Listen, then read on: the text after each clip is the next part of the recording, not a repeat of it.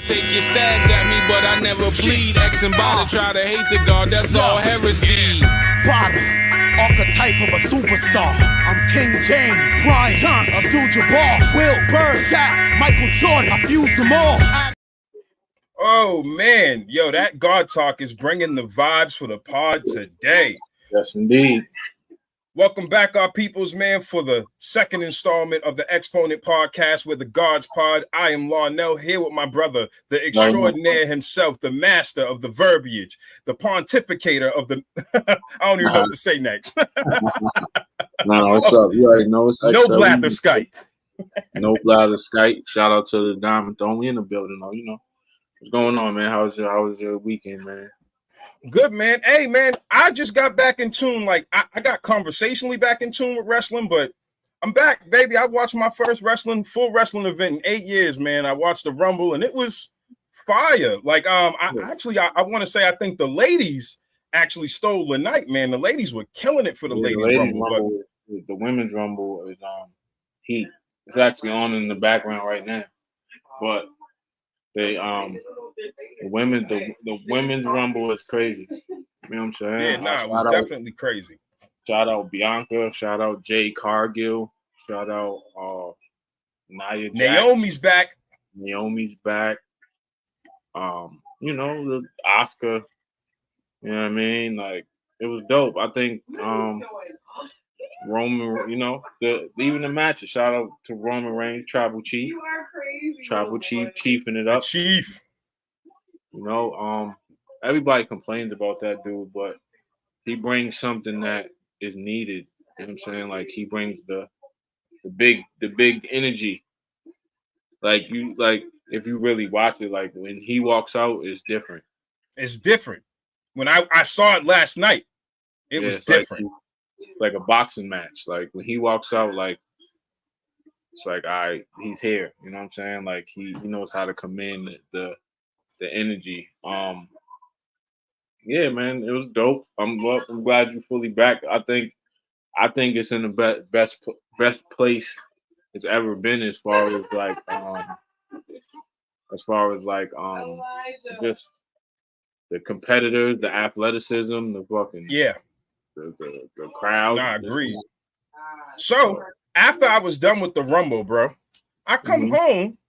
I'm just trying to get ready to do my little 1-2. We're doing a presentation at New Bedford Vocational Tech tomorrow to 250 freshmen for my company, Mansa. And while I was preparing for that, you know, you just be scrolling the internet or whatever. And I came across something that kind of through me off. And I was like, hey, what's going on over here? Listen, man, I understand that Trump has been steamrolling things. We've been here. Me and you have been talking about it, you know, off screen and everything, just about what's going on in that arena. And last night, I want to pull this up real quick. I came across this interesting thing, man, and it kind of was not shocking because me and you kind of called this coming. But check this out real quick, man. So he tried to clarify some of his statements, but it looks like Meek Mill, after Vivek Ramaswamy pulled out of the race, had made a comment to the effect that he said, "Wait till you see who the black people in poverty are voting for." This is after Vivek said, what did he say? He said, "Wait till you see who the black people in poverty are voting for." Meek, why? Why do you have to say that? Meek, why does he have to say anything? Sometimes, like, the Twitter fingers is not necessary, bro. It really ain't necessary, bro. Like, you don't have to say everything on social media, dog. Like, you ain't even a political dude like that. Like, what does that mean? You're about to get me to the next part. So basically, he had retweeted something that Vivek posted. I visited places in 23 where Biden and Kamala wouldn't dare to go, from the south side of Chicago to Kensington. I promised black communities that we come back in 24 and do right by them. We will. There's going to be a tidal wave in the inner cities for us this November. Now, we've had some conversation about some things that we've noticed in the climate that's changed, right? But again, as Meek being the spokesperson, I was hoping that maybe he would get, you know, smarter about it and back off a little bit. He did back off the statement a little bit. This is what he just posted recently. He said, "Don't take my political tweets serious," Mill said. "I don't know shit about the world." Good job. Good job. Good job. Smart man. Do you expect to see more of this year? I mean, it's Meek Mill, so if you follow Meek Mill anywhere, you know that he tweets whatever. Like Meek Mill, literally, like he tweets what's on his brain. Like he thinks some shit and he just says it. He don't. It don't be no filter. Correct. It don't be. It's just. I don't even think it'd be. Never mind a filter. I don't even think it's well thought through. Yeah, correct. There's just no inhibitions there. You just go straight to it. Yeah, so when I'm talking about do we expect to see more of this? Do we expect to see more of this? And I know, what did he mean? One, and then do we expect to see more of this celebrity fanfare around the election over the next year? Yeah, for sure. I think during election time it always ramps up. You feel me? Like celebrities gonna start lining up or aligning themselves with who they feel like. Ever since really, like, I mean, that's how it always been, right? Celebrities always aligning themselves with whatever politician they feel is that guy. So, and I think even ever since like in the past 10, 12 years, it's politics has been more of a show. So now it's just like, fuck it. Put a little pump on. So just another, I feel like it's just another episode of reality TV in a lot of ways. Yeah. And then we throw on, now imagine that we're going through like this whole cycle of like getting through all of these dynamics of like how people's feelings are changing. And now we're going to talk about, we'll dive in a little bit deeper because me and you, the name of the episode is called The Sub Shop. Yeah. And the reason we're going to talk about the sub shops because we've noticed this going on for some time now, but it seems to be at like an all-time high of like everybody works at Subway now. So we're trying to figure out like how do we get people to stop working at Subway, stop eating fucking footlongs, and come talk to each other. Yeah, like we have to talk to each other. Everybody's listen, man. Everybody's Jared. You know what I mean? Like my thing is, like niggas is we grown men, bro. Like we grown men. That's my thing. So it's like we can't. I don't understand how like we can't just. People say shit to each other slickly, and then if you directly address somebody, they make you seem crazy, like you and your feelings. Yo, nah, that's not what I said, bro. You got to do like, bro, listen, man. We men, dog. Say what you gonna say to me directly, bro. Like, don't say it in another platform. Don't say it on another post. Say what the fuck you gotta say to me regularly. Like, you ain't gotta do all that. And the thing with me too is like, I'm from a different era. Like niggas use the vernacular frenemies. No, I only got enemies and friends. I don't do the shit in the middle. I'm a very like hard in the sand type person. So it's like, I don't do frenemies, fam. Like either we are cool or we are not. Actually, let me even go even deeper because I'll take the not out. Either we are cool or I'm indifferent, which means I don't even give a shit about your existence at that point. Like if we ain't cool, I'm not even mad. I'm not nothing. I just am indifferent to your existence. Yeah, I'm the same way. We either are cool, I rock with you, or I don't. And if I don't care about nothing you got going on. I'm not even about to say and give you no energy if I don't rock with you like that. That's wild. You know what I mean? So it's like I don't understand where people like dog. Like we see it all the time on these apps, man. These social media apps, niggas just say a bunch of bullshit, or some people like to hear the sound of their own voice, right? So people want to make themselves seem smarter than they actually are when it's like, dog, it's okay. Or it's a difference between an opinion. Like if somebody gives their opinion on something, just because their opinion don't match your opinion don't mean that certain people's opinion is wrong. Correct. If I think somebody, you know what I'm saying? If I don't like something, then there's nothing that nobody can say to make me like it. You know what I'm saying? Like that's my taste. That's my preference. My preference. It's what I deal with. You know what I'm saying? And people be like, yo, you gotta deal in fact. Yo, deal with the facts and deal with okay, we can deal with the facts, that's fine. But if I don't like some shit, what am I gonna say? Like I don't like it. Wow. Yo, let me tell you something. Like this is where I'm problematic. I am so like that where like some guys will like lie to their other like you ever had a shorty come up to you like, yo, does this look good? Yeah. Have you ever told her no? Yeah. Because I've said no. Like it's not. You're asking me, do I like it at that point? Yeah, Not do I like it for you. Do I like it? Do I like it? Sometimes it's not. And the crazy part is I expect the same in return. If I come to you and be like, yo, is this good? Is this good? I want an honest opinion. I don't want no pats on the back. I don't want no fluff. Yeah, I want it straight. No chaser. Everybody's in their feelings, man. And I think that a lot of people, we live in a world where what people are focused on how what you say makes them feel more than what you're saying. They're not even getting the message. What are you doing? It's like, dog, you don't like this because it makes you feel away, and it's like, my nigga, like your feelings don't got words mean things, right? Correct. Like a sentence, there's a meaning to this sentence. It's not just a word that you pick. The words, plural, mean something. We wouldn't have There's something greater at play here. We wouldn't have Webster's dictionary. Words mean things, right? So you can put your connotations on words. You can put whatever but connotation is just a long ass word for this is the perception of that word. Correct. Words mean shit. So a lot of times we get jammed up. A lot of times we get jammed up in the feeling of the shit. Like, yo, nah. And then also on social media too, everybody plays this like weird moral high ground. Like, I can't joke. I'm super serious all the time. I walk around all stiff and I'm like this. But when they joke, it's fine. It's cool when they do it. It's a problem when I do it. Yeah, or I walk around like this and I stand on these morals, and it's like, dog, what people got to understand about social media, a lot of the social media ideas people adopt are not functional in real society. None of that shit is fallible in real time. Like, you have to be able to understand that when you enter different bubbles, correct, things change, things shift. You need to be adaptable to your environment. The things that survive the longest learn how to adapt. Yes, sir.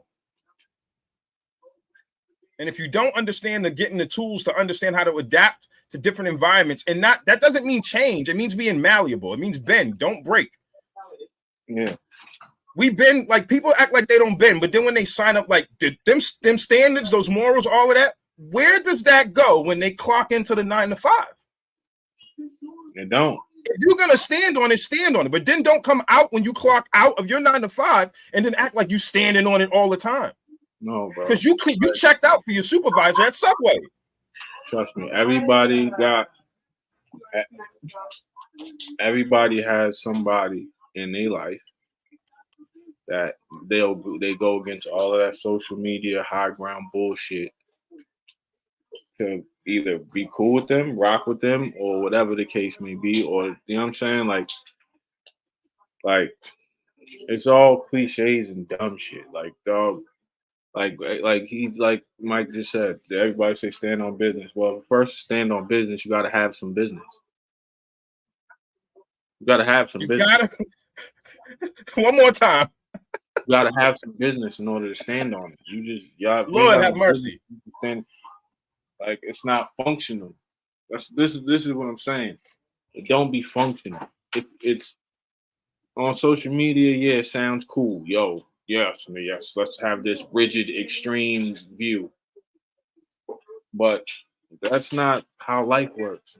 Everything, the truth is always in the middle, or the best solution is always in the middle, or whatever the case may be. Like, and then it's an echo chamber, because if you search hard enough, you can find facts and stats that report whatever the fuck you want to believe, whatever the fuck you want, whatever you think. You can find a report to back it up, whatever you think. So you just think you're right, or you can find 30 other people that think like you, and no matter how wrong it is, you feel like you're right.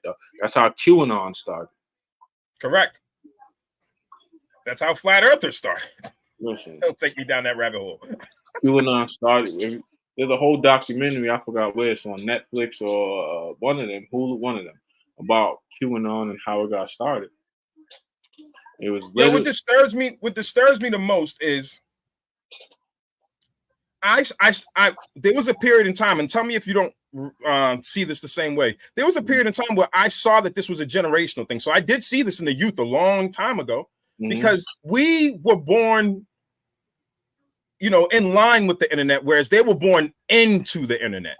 So I have seen this in them, but now I'm seeing it like literally subversely take over men that I have respect for, people that I have respect for in the world, whether they're higher on the chain in society or lower on the chain in society. I'm seeing a rampant uptick in like and I keep trying to, because we're going to get into this after this. We're going to talk about like really breaking down what an algorithm means, like not just like what is generally used as a term that people understand as a buzzword from the internet, but I work in programming, bro. I create algorithms to create virtual spaces, to create my websites, to create experiences for businesses. So I'm going to break down in a little bit, like what are the actual different types of algorithms. And then when you read these definitions real quick, you'll start to understand how manipulative all of this is. All of it, like everything that we're engaged with on the internet. And sometimes I think that in some ways, when you combine lack of where people want being where they want to be in life, doing the things that they say they want to do because they talk more than they do. Maybe even just maybe some people are just coming into contact with like internet notoriety for their first time. We talked about this earlier. Like you've been tapped in for so long that the internet's not shit to you. And the same for me. Yeah, we started this podcast. One of the big things that we talk about, last thing, is we're not focused on who's going to be running through the door at the grand opening because we're already tapped in. We're focused on building a quality product so that we can bring higher vibrations to the conversation. We can help people get through those parts where they can get past the Subway shop and own the fucking franchise. Facts. And my thing is like, it's like you said, a lot of people aren't used to moving the needle in a real way. And the internet shows you that. Like nigga, like you ain't used to having 1,000 people like you. And now we live in a world where motherfuckers don't give a fuck if 1,000 people are laughing at you. They just, I got 1,000 followers. 1,000 people tap in like niggas. They're tapping in to see a train wreck. Correct. They're here to see a fire. What the fuck do it matter? Like if you've been doing this shit for a while, internet, you having some type of fame, you know that 99% of the people that watch the fame are there to see you fuck up. Yeah, see, Kenny, the wise one. Social joys and risks of the internet make people think it's reality, not knowing the algorithm they use is the illusion you believe, so they are blinded. Correct. Yeah, like that's the point, right? Your algorithm is gonna show you a bunch of shit you already believe. So if you believe you believe in fucking cheese, nigga, when you go on your fucking Facebook and shit, it's not gonna give you counter arguments for cheese, nigga. It's gonna show you all the fucking cheese in the world, nigga. All the cheese smoke. All the cheese in the world, and then any counter arguments for the cheese, you ain't gonna see it. So you think you believe your shit is right, yo? Nah, nigga. Nah, I found this study or this motherfucking these stats support this, nigga. Yeah, you did. Of course you did, because you didn't look for the other stats. You know what I'm saying? Correct. You know, I there's a quote, and I can't recall right now. I read too many damn books, but there's a quote that resonates with me and it always sticks with me. And it's like, you don't know how to make the argument for yourself if you don't understand uniquely what your opposition's argument is. Yeah, that's a fact. You can't argue with yourself. And when you're doing that, you're only arguing with your feelings. Yeah, that's a fact. You can't argue. You can't argue with you can't make an argument if you don't know what is the thing that's being argued, right? So it's like, and then now the next level is Once you know their argument, this was the other, I'm remembering as I'm going here. Once you know their argument, you must now be able to clearly have a counter argument already in place. If you're just mad at someone because, then we have a name for that. It's called a hater. Yeah, this has existed in like all the realms. If you are just like literally like the type of person where you can't deal with the internet and understanding that things are being shoved at you to get a reaction out of you, we'll get into that when I break down algorithms later. And it's not just Google or Amazon. It's every single thing you're touching are using different kinds. Some of them are using multiple algorithms on different levels to interact and engage with you. I don't think people are understanding how immersed that this technology is and how much it's into your fucking phone knows you better than your other half. Yeah, your phone. Yeah, that like people don't understand that there's correct, Kenny. Bro, there's psychologists, there's therapists. All of these people work for these companies so they know what this shit does to your brain, bro. And if you ain't tapped in to know what these things do to your mind, dog, you ain't never gonna, dog. Like there be niggas, like I see it every day. A motherfucker will make a post where he's dead ass wrong, or he'll post about some shit he has no knowledge of, but because 7 niggas agree with him, he thinks he knows what the fuck he's talking about. Come on, I got it now. And when hold on, you got a friend, so you're not even doing the basic math. Let's say you got 1,000 people on your list. Seven interacted, mitigating the crew that Facebook is cutting you out from your friends list.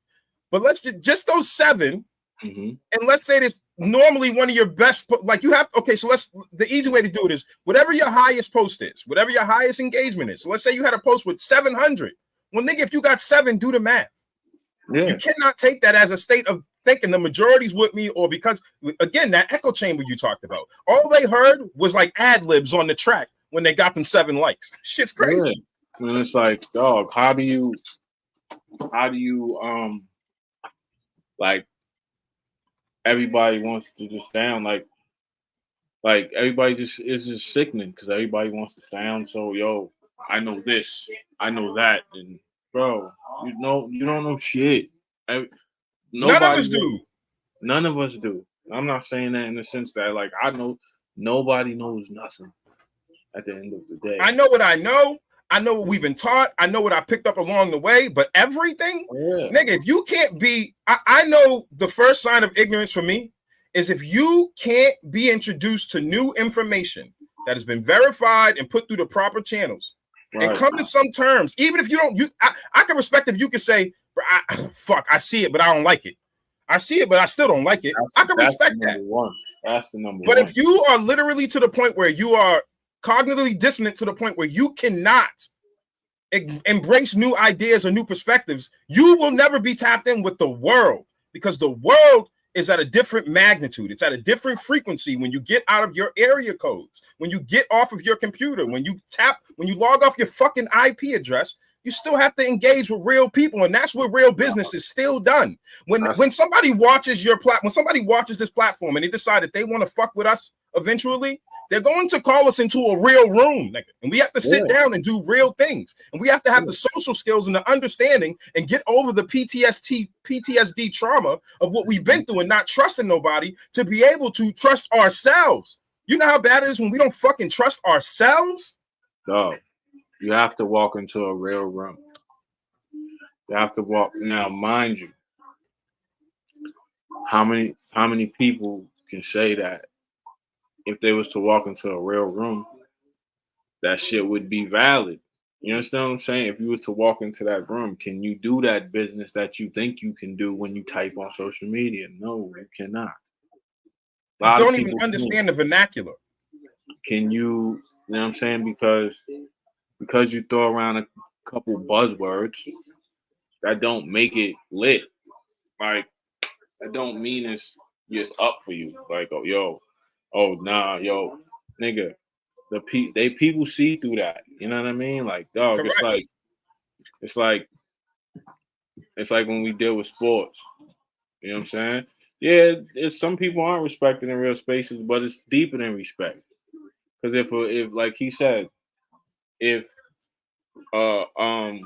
somebody, for example, somebody wants to invest in this pod, and they come and meet me and the lion up here. As much and eloquent as we talk on this podcast and we talk on social media, if we can't translate that in a space sitting across the table from somebody, then it's no good. It's no good. But sometimes it ain't even about respect. It's about, can you move? Do you move that way? And look, that's what I'm talking about. See what I'm saying? And Mike, I get what you're saying, but let me take it one layer deeper. God bless everybody. I cannot keep doing this. I sign contracts. I am a gun for hire in spaces where brown people are not normally in. This is a fact of my life. I got a Black Excellence Award from this state. I've been as humble as I fucking can be with everybody. When people talk about when you step into that room, I have the fucking credentials. I am one of, not the only, but one of the people that can actually sit you down and say, that's not how this shit works. That's a fact. And you just have to have enough comment. You might find something from what I'm saying, and you can create your own approach, because that's all I ever expect. I never expect nobody to follow my full blueprint, because it won't work for you. My framework was unique to me. All I can give you is the seeds of that so you can build your own. But if you can't understand the body of work from people that you're sitting across. Now, as I say this, the UK General Counsel invited me to his home on Beacon Hill to have dinner. My black ass ain't going to go in there and say, I have a Black Excellence Award. Now, I know I'm at a table where I need to learn. Yeah. We have to understand where we are in the fucking food chain sometimes. Listen, especially with our brothers that are close to us that can give us the game. And sometimes you gotta shut the fuck up. That's it. Right? Sometimes shutting the fuck up is key, bro. Knowing when to be quiet. I don't know what this is, right? And people take conjecture. Like, I can give my opinion on something, but people sometimes you just gotta not. You just went to the UK General Counsel. It's not the time to talk. At all. Ask questions and chill. It's not the time to talk. And the first thing you said was the most important part, because one thing I'll tell you about those rooms, if your ass will learn how to be modest enough, humility only goes so far. How to be modest enough. And understand that in that next room, nobody respects what the fuck you did. Nobody knows yet. Nobody knows nothing, bro. And even if they do know, they don't respect it. They're intrigued by it. They have to figure out if they can respect it. Bro, and then they got to meet you to understand that formula of whether or not you got the it to take this shit to the next level. I didn't send 16 children to the United Kingdom to see offshore wind farms and then took 16 of their kids here by thinking I can do it, watching something online and not building the formula. I had to put the work in. And I had to have enough modesty to know the shit that I couldn't do and go get the people who could to help me. And that's the part that I have an issue with this sub shop shit, because the sub shop shit will keep you making cold cuts, niggas. Bro, let me tell you something, bro. We can bring it down to a iller level. Sorry. I'm on one today. You good. You can bring it down to an iller level than that, right? I battle rap, right? Or music, we make music, right? When you're sitting across some ballroom and it's time to get your deal, what you did in the street don't matter. At all. Nothing you did previous to that matters. Even like, let's play sports. You play sports. Okay, boom. You play sports. You get to the NBA. You get there. Yeah, they're gonna give you your draft class, and where they pick you is based on your potential, right? But once the game starts, once they tip the ball, niggas, what you did in college don't matter, bro. Don't matter. A lot of niggas is trying to transfer lifestyles to things that are opposite of each other. And you just said it, but let me add to that, because you're absolutely right. They're trying to transfer lifestyles, not skills. Skills. Fuck the lifestyle, niggas. It's the skills. You have the fucking skills to do whatever the fuck you want to do. If you understand that some aspects of the lifestyle that we've been sold is not conducive to who the fuck we are supposed to be. That's a fact. I've been doing this shit for a decade, niggas. That's what I'm saying. Like, dog, it's the skills. What you got so many fucking skills. You can go from the corner to the corner office overnight. If you understood, it's not the lifestyle, it's the fucking skills. Yeah, what can you do? I'm sorry, I'm hot today. Hallelujah, I'm hot. How can you turn? Because what they're gonna talk to you about is how can you turn into my profit? What can you do for me? If I put 100,000 into you, what can you bring me back $1 million? Can you do this? Can you do that? What do you like when you do a job interview and the interviewer says, "Tell me about yourself." They don't mean give me a history of your life. Tell me about all the shit that you can do that pertain to the job that I'm asking you to do. Correct. And I want people to not misinterpret my energy. I am very, very, very, very, very, very, very, very passionate about people understanding the frame of reference of the things that they have in their lives to help themselves. I am not a nigga trying to be nobody's hero. I'm a nigga telling you to make a cape, nigga, and fly. But you got to understand, the lifestyle can't fly with you. There are principles that you can take that can be skillful in the business realm, but the mentality is not the same. A nigga in the boardroom will look at you like, get this nigga the fuck out of here. What are we talking about? You know how many, dog, I've seen it happen zillions of times. Even in hip hop, where motherfuckers think that in the business setting with all that hippity hop shit, niggas don't get away from me, man. Get out of here, because you can't do what is conducive, dog. Like, buzzwords don't help. Like, it don't help, man. I see it all the time. Niggas say buzzwords, yo, da da da da. This type of this type of that, this type of this. But if you're not implementing that shit in your everyday living, what we got going on? Correct. And again, I have to reiterate, my peoples, I'm hot today because I want us, especially those of us who within a certain era, to stay grounded. We got to stay grounded. Shit is spooky out here. So I'm going to take us into the next part where we actually get into the science behind why it's so spooky out here, man. Word. Let me pull this up real quick. We can continue this conversation. Let's do a little deeper dive into algorithms. This is very rudimentary. This one I'm pulling up. There's actually way more layers to this, but I'm going to give you the basics. So let's talk about algorithms.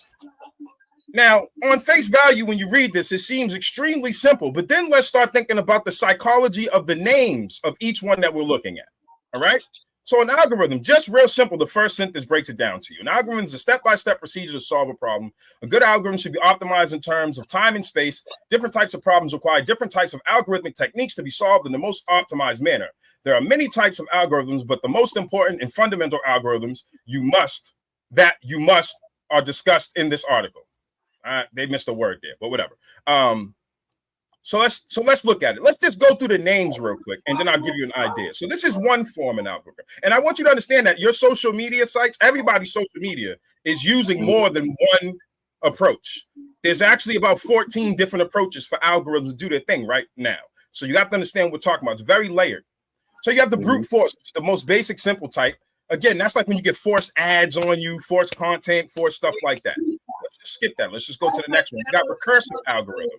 And this is a problem is solved by breaking it into sub-problems of the same type of problem.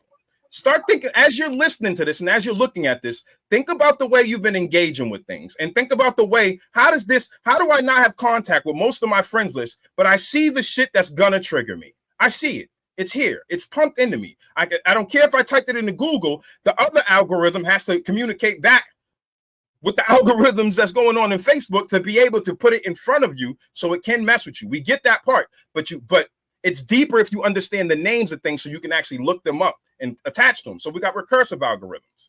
And you see recursive gets really deep. So like, look right here. Look at this name. Look at the recursive algorithm. Now look, divide and conquer algorithm. Look at the way the shit's named. Facts. Listen to what it does, and then think about how that applies to humans. Interactions and engagement. What is positive about this divide and conquer? Now, they spin it as positive because it sounds like, oh, we're taking a problem and then we're dividing it into another problem. So this group can solve one and this group can solve another. That's creating more problems. That's not coming to a consensus. The point of this is to come to a consensus to solve a problem. Yeah, that's right? 100% fact. Yeah. Dynamic programming algorithms. I'm not an alarmist. It's just that the writing's on the walls and it's not being hidden. We're just not looking for the right shit. And we're staying on the surface layer by the words that we use. I know when most people are well-versed on algorithms, when you can give me a type. This is why I always say I don't talk to people who are not professionals in the space on things like this. Look at this next one, brother. The greedy algorithm, guys. Greedy algorithm. Yeah. Greedy. Are you guys like understanding what's going on right now? Look at the next one, the backtracking algorithm. I'm gonna spin the block on triggering you. And then when it doesn't work, let's just throw in the randomized algorithm to fuck it all up, and then we're gonna sort it back and start over again. Yeah, and then you search, and then the hashtags. Guys, this is what we're going to be doing. This is what we're going to be sharing. This is what we're going to be talking about, because you have to understand that we understand that there's something much deeper than going on. Our mental health is being attacked. It doesn't matter. Listen, let me ask you a question. Let's talk about mental health. And and shout out to my brothers at the rant that's doing their thing, because they bring this conversation up a lot. But I want to add a little bit more context to the conversation. Thank you, Mike and Mark, for talking about it. But I'm going to add the technology into it. Okay, first off, I have $100 for anybody who can show me a normal person. Yeah. I'll wait. Show me a normal person. Give me the prototypical. When they're studying mental health, what is the bar that you're putting this up against? Who is the normal? I know what they base it off. Correct. I know what they base it off. But what is the normal? There is no normal. No such thing. It doesn't exist. Already out the gate, they're fucking us up. It's a figment of it. It's a figment. It's the same thing as perfection. It's the ideal. There's no such thing as a normal. Oh, you mean the country that we live in that's built on ideals? Yeah. Because there's no such thing as a normal person, guys. Yo, it's wild out here, guys. We got to understand what's going on. It's very, very fucking wild out here. Yes, based on who? Based on who? That's the question you got to ask. Who writes the book? Who writes the rules? Yeah, based on what are we talking about? What are we talking about? Right? Because if we're talking about the NBA, right? The normal, you got in people. Do people know the mathematical way to even get the average? Oh man, you just went there, bro. Like, how niggas can't get the diameter, bro? Because the average is you take everything and you add it up, and then you divide it by the number of things you just added up. You mean niggas is not solving for the median? No median? All right, fuck it. Because if you look at the NBA, right, the average height of a dude in the NBA is probably 6'5". Correct, Ronnie. But does that mean everybody's 6'5"? It's just what like are we talking about? Dog, it's just like being in the gym, Ron. You said it's just like being in the gym, right? I can train you. I can teach you I can train you. But me getting your physique right is getting your physique right. Your physique ain't gonna look like the next nigga and his physique, because everybody's built differently. So if everybody's body's built differently, wouldn't everybody's brain be too? Correct. There's no normal, bro. There's no normal. There's none of that. You so gotta now, figure out. Right. Let me bust him. Let me hit him with the fucking Henny bottle now. All right, you ready? Here we go. So now, what the fuck is cool? What is cool, guys? Cool is based on you. It's more things based. It's all opinion based. Yes, Ronnie. And I also have to respect, I can do what works for you. You can do what works for me. I can do what works for me. You do what works for you. But I also have to respect when other people are doing those things.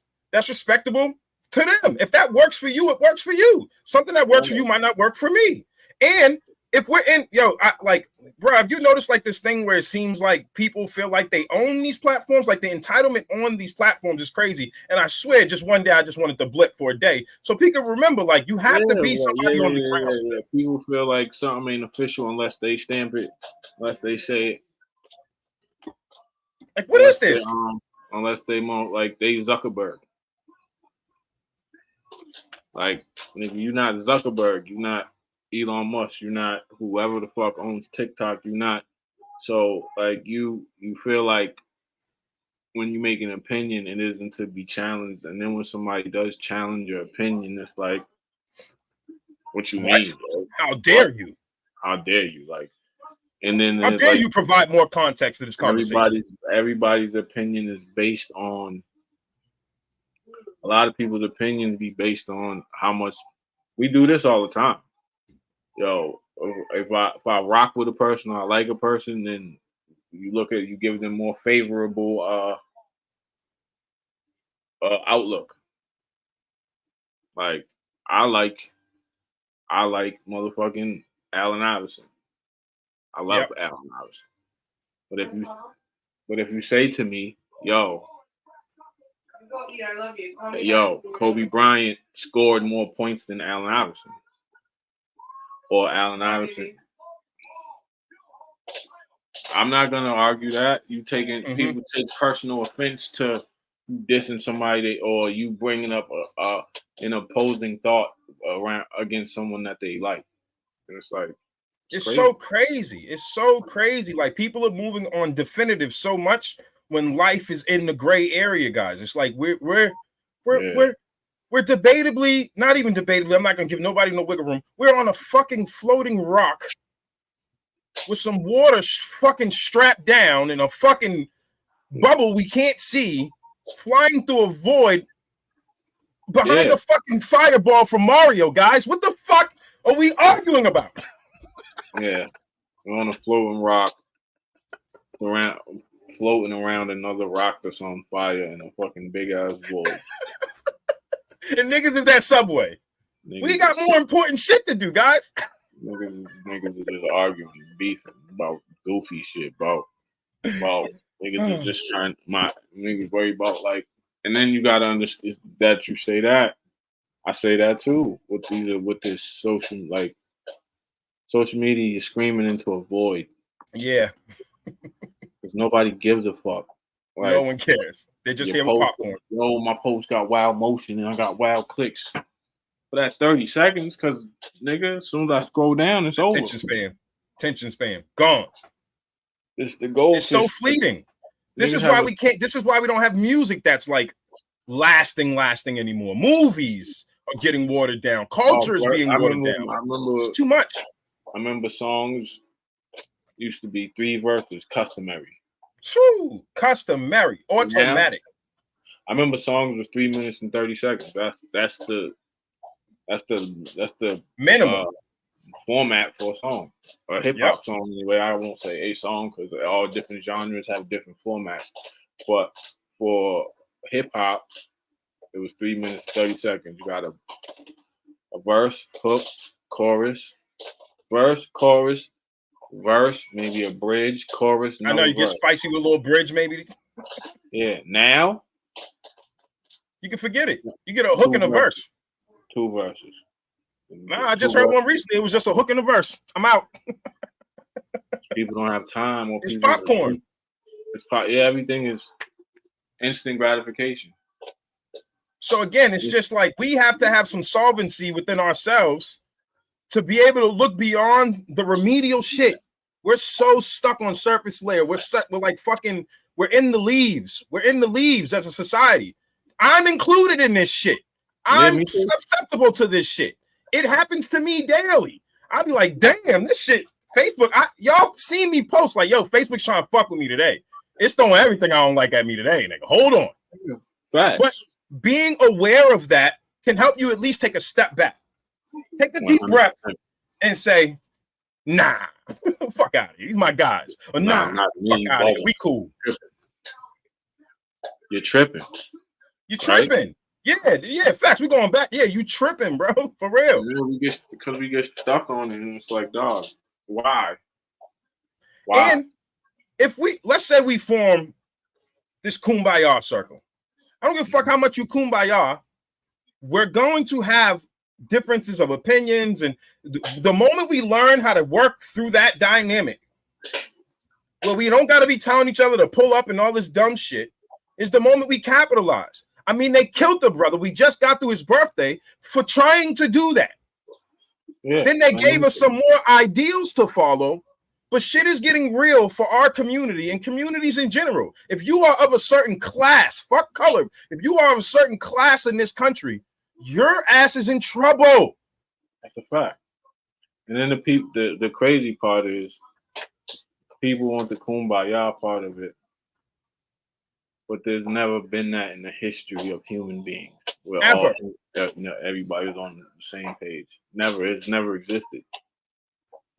So all we can do is agree to disagree, agree to respect each other and our differences. That's the best we can do.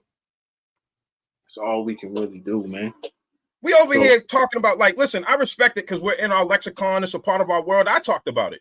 But just because I'll talk about Cat Williams doesn't mean that I'm not paying attention to what's going on down at the Texas border right now, where the state and the federal government are beefing over who controls the border. Right.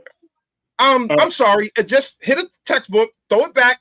I know the winners write the fucking story, but the winners wrote that story about the Civil War, and this is similar to how some shit started. Okay, cool. Let's push that to the side. Then I'm not an alarmist. This is shit you can look up. It's in front of your face. We're sending billions of dollars overseas, which have cool. People need help. But we're also the missiles that are being dropped have USA on the side of them. Yeah. So it's like, guys, we can, you know what it really, sometimes I think that people deep down inside, when we're on the internet fucking off and having a good time, enjoying our brands and our bullshit and our shows and our lives and all this other shit, we know, truthfully, deep down inside, we're all complicit in our government's ability to fuck up everybody else's shit. Mm-hmm. That's true. I don't care how much you try to hide from it, how much escapism, how much you enjoy the fucking Roman circus.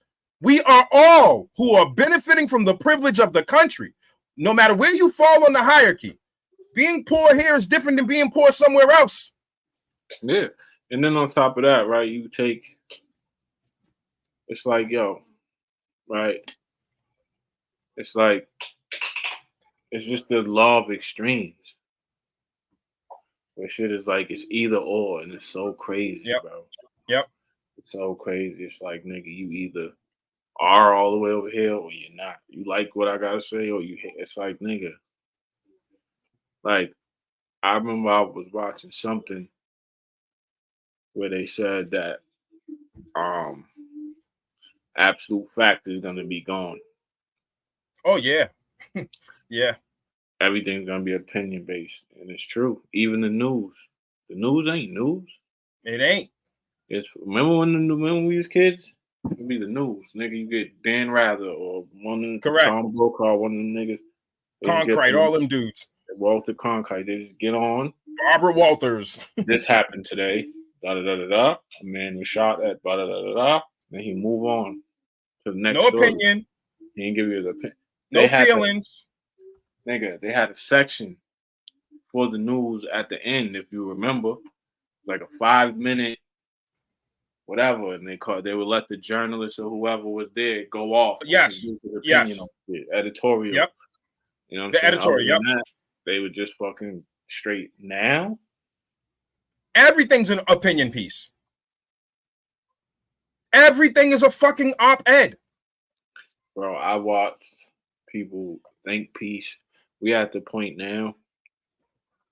Well, I said it. I was joking, but I was dead ass. I watch people think peace, rap diss records. They think peace in them. Like, yo, it's a diss record. It's intended to be with disrespect. Nigga. So that's it. No, that's it. The person is not going to say this in the best light. No, they're not going to say this how you think they say it. The song is made with the intent of disrespect. And so, yes. And here's the problem, right? To add on to that. Why are we? Yes. It's because everybody feels like their opinion is more valuable than it actually is. And that's what's crazy, because I think a lot of people, this is where reading comprehension and shit matters, right? You have the right to your opinion. It doesn't mean it fucking matters. You have the right to it. Say it again. Go ahead, say it. Say it. Come on, say it to me. Thank you for your opinion. Doesn't mean it fucking matters. Yeah, you have the right to everybody has the right to their opinion. You have the right to say whatever the fuck you want to say. Doesn't mean it matters at all. Right? Doesn't mean we're in a stage where like people don't realize. Doesn't mean that I have to agree with it. Doesn't mean that I have to respect it. Doesn't mean you have the right to say it. You can say it. Yeah. Go ahead. Yeah, bro. Say what you want. I heard you. I heard you. It don't mean I'm gonna stop. Like, don't mean I'm jacking that nothing. It doesn't move nothing. What does it do? Right? I can have an opinion on everything. Like, and then sometimes people like me, I know my opinion is what it is, bro. Like, I made a post about my opinion of what I felt about Bruce Lee. Who cares? Who cares? Does it matter? Does it matter in reality, in the grand scheme of life, does it matter what the fuck I think about what? No, it doesn't. I'm just shooting this shit online, bro. Based on what I see. Yep. Right? I made an opinion. I made with my information and my level of made an opinion, right? So, and then there's different types of opinions. Yep. There's opinions. Then there's informed opinions. Yep. And there's expert opinions. Yep. There's motherfuckers who are experts, nigga. Even like go to a doctor. What they say? Oh, you hurt yourself? Yeah, fuck myself up. You don't know what's wrong with you? Go to a doctor, get an expert opinion. Correct. Right? You want financial advice? Get an expert opinion. That's just my thing. Like, so people feel like, I always say we live in the age of information, but not wisdom. Mm-hmm. People just were so littered and inundated with information and facts. Mm-hmm. And these facts say this. And it's like watching basketball, right? If you ever watch sports and you can watch, you know that sometimes the nigga with the most stats ain't the best. Correct. If you ever played the sport, you know that. If you ever played the sport, you know that the nigga, like, some niggas, there's a reason why. Like, perfect example, like, I play basketball, so I put it on Chris Paul when he played with Tyson Chandler. Tyson Chandler used to average 25, 30 points a game. Why? Because he was playing with Chris Paul. Yep. Lob, assist after assist. There you go. Yep. Throw it down low. But Chris Paul was lobbing the alley. Tyson was just catching him and slamming him, nigga. He was dropping the ball off to him. All Tyson had to do was turn around, put that shit in the hole. But then he got a big contract from another team, and when they didn't have Chris Paul, he had to put the ball on the floor and score his own points. He went back to scoring 7-8 points a game. He wasn't that good. Yep. So stats, Jay, I think everybody got Jay-Z fucked niggas up because you be saying shit, but you be fucking the people up. You said men lie, women lie, numbers don't. That's not true. Oh, I debate about that all. It's not true. Numbers lie, bro. Niggas buy views. Niggas buy. You ever heard of inflation, deflation? There are so many different concepts where numbers are deceptive. I would argue numbers are more deceptive than language. Yeah, bro. Like the reason why Tom Brady was the greatest. It's not because he got a lot of stats that say so. He don't have everyone, and on top of that, he took the greatness wherever he went. Right? So he was great in the win. Transferable greatness. He transferred that greatness to Tampa where he went. So it's like, yo, if you can't do that, what are we doing there? What are we doing? Like, My thing is with this opinion based era, everybody has them. Everybody has opinions, B. Everybody has opinions, bro.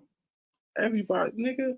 I can tell you what I think about a bunch of shit, right? You know what I've been doing lately, bro? Mm-hmm. I will reply back because again, everybody has a right to their opinion. So, and I know that when I post something, I'm going to cause some opinion to come at me if people don't agree, right? Because I'm putting it in this platform, which is fine.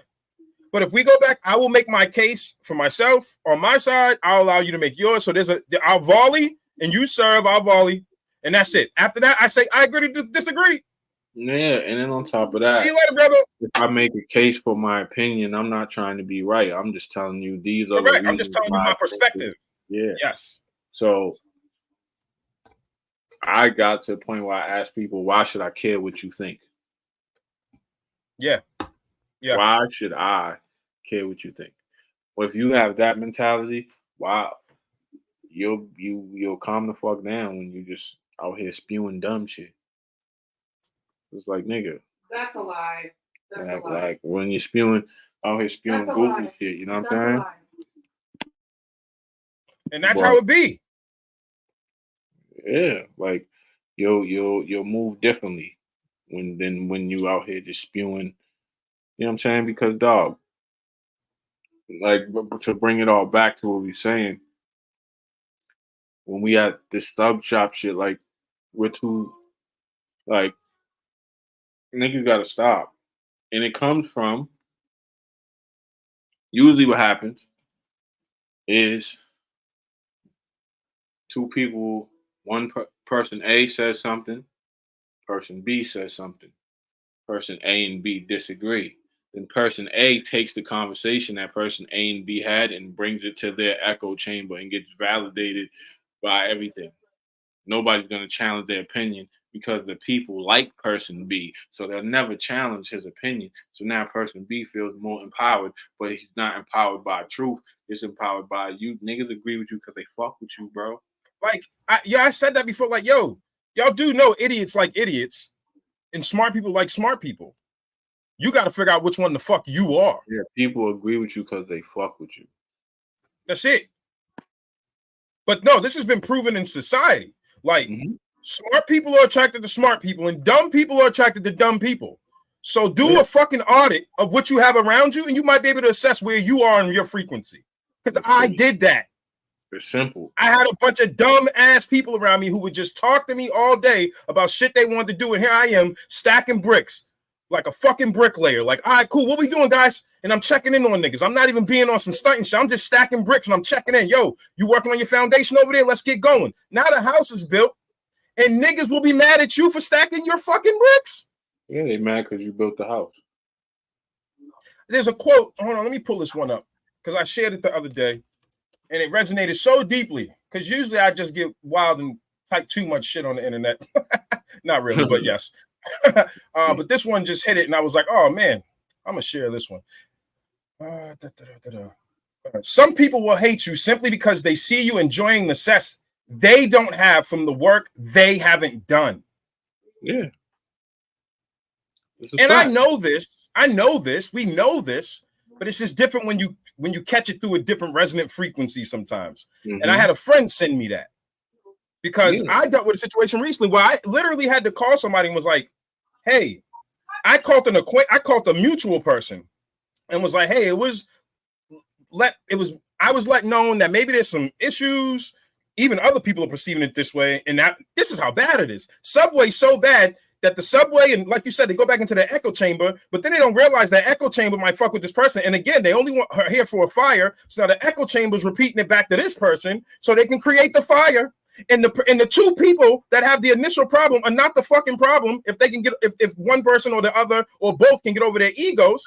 But it becomes a bigger issue when both of your fucking echo chambers are the fucking peanut gallery and trying to pour fire onto shit. For real. It's stupid. It's so stupid. Like, bro, we've been out of high school for so long. Yo, let me say this too, right? I'm going to say this. I'm pulling cards. Because, nigga, Stop the tough shit. We're all tough. We're all tough, nigga. Get over it. We're all fucking tough, bro. What is this tough guy shit? If you are past a certain point and you're still trying to be tough, nigga, half of these niggas that be talking tough online, hold on, half these niggas that be talking online about being tough haven't been in a physical altercation since high school. You poke high ass niggas. Stop. Al Bundy. I scored Just for a stop. touchdown. Let's be adults. Let's be adults. And let's put the fucking bricks together. Because we have to. Society is fucking crumbling over here. Word. It's a fire sale going on in America, guys. Dog. Say it again for the streets. Niggas ain't understanding. And there's an opportunity that's about to arise and we always miss it. Rich people always benefit off the recession because poor people hide. Yeah. Rich people love a recession. Are you fucking crazy? Everything they lose, they write off. It's a trick. And they buy everything when it's low. Trick word. It's a trick word. It is. It's a trick word. It's trick knowledge. It's a trick word, right? Right? Like, it's just like the stocks. If you know stocks. Like, when everybody, they'll tell you, when everybody is buying, you don't buy.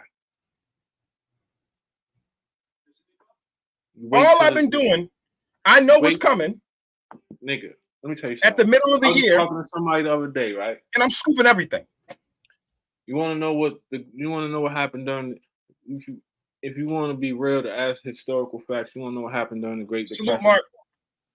The Great Depression. Yeah. They hype niggas up. Yeah. Niggas buy all these homes and all type of shit like that. Boom, boom, boom. Then in the 30s, they fucking inflated everything, convinced people to sell off all their insurance, their homes, their land, their deeds, and all of that. They bought them back up, and then like Great Depression over. What you mean, like BlackRock is doing right now? Do y'all like people have to understand? BlackRock and these big companies are buying single-family homes up, because they're trying to create the demand that people think there's no housing, there's no houses. No, because bigger corporations are buying them all, holding them. Wait till it crashes. They're squeezing as many people out as they can, and then they'll put them back onto the market for people to get. Every it's a cycle. It's cyclical. Every house nowadays is owned by an LLC. Correct. Look deep. Click in that Zoom. Like, yo, I want to give you guys an exercise, not in futility, but in utility. Just go to fucking Zillow. Scroll around. Start clicking on some properties and start realizing when you go down that rabbit hole, it's owned by an LLC, a holding company. They're holding on to the property for when the market slides, and then they can get some more suckers to come in because, listen, a certain group of people that are disciplined are factored into their equation. They know some people will rise, but they know more will fail, nigga. You have to decide which one you're going to be based on your discipline. This is a fact. Like, dog, it's the squeeze out. It's the squeeze out. It is the squeeze out. It's the same move it's ever been. But we've been doing this since fucking Neanderthals. It's like being on the block, nigga. Yes. You get some work. You hold some work, nigga. Then when it's a drought, you the man. You the man. Everybody know you. You got the best prices. It don't even matter. You done inflated the shit. However much you want to sell it for, because nobody got it. Nobody got it. You have to see me. Nobody got it. Well, you the nigga, you take that work from the hood where it's surplus. You go to a small town with nobody, nigga, you the only one with it. Nigga, so now you can inflate it. You can, what was once $30, which was once $50, is now $100. And what's crazy is, like, again, taking race just out of it for a second and just looking at, because we are in a class, this class shit is so bad right now. Like, does America have a race problem? Yes. Does the world have a race problem? Yes. But can it also be manipulated to exponentially be worse than it is for the benefit of people that are in power? Yes. Yes. And the form of racism is being used to distract all of us that we're fucking broke. We're not the 1%. Niggas be like, I'm up. How up, nigga? How up? I'm up. How up? Not that up, nigga. So I keep laying bricks. I keep staying disciplined. You're not up enough until you can not work for 2 years and be fine. not Correct. work for 10 years and be fine. Like you're not up. Like what's up in What is comparison? up? Just see back to what's the normal. What's up?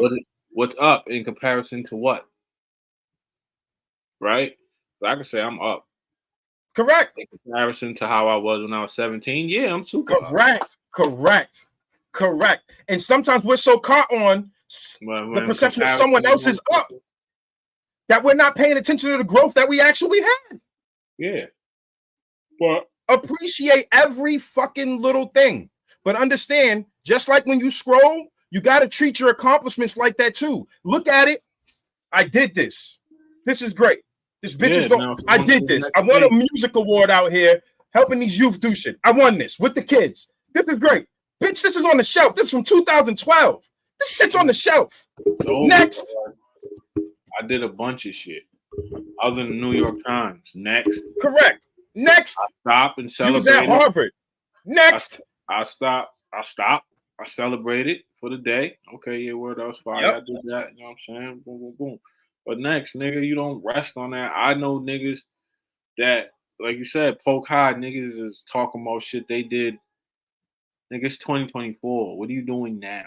Correct. And shit is only getting crazier. Shit is only getting crazier. And listen, okay, I'm gonna go down this rabbit hole. Y'all ready? All right. Name me a time when the government, this goddamn government, has given its citizens something for free to not control them. Mm-hmm. Okay, Now y'all ready? Where did the internet come from? Fuck the platforms you visit. We're talking about the fucking internet. The government made this shit. There was CIA money in this shit, FBI money in this shit. That's how they was communicating. Hold on, wait. Then you're gonna tell me that the US that created the fucking internet, the US decided as a governing body, you know what? We're worldly. We'll give our enemies internet. Listen, that's because they got the. Then once they got the internet, it was like the fucking the smallpox blankets. You gave them the internet, then you slid them viruses in there and was fucking with niggas' elections, everything. Oh, it's because they got the new internet. We know how this go. Like I know how it go. By the time technology hits us, the government's like 30 years in advance. Correct. Niggas just popped up with some fiber optic. Like here's some dial-up niggas. Like what? These?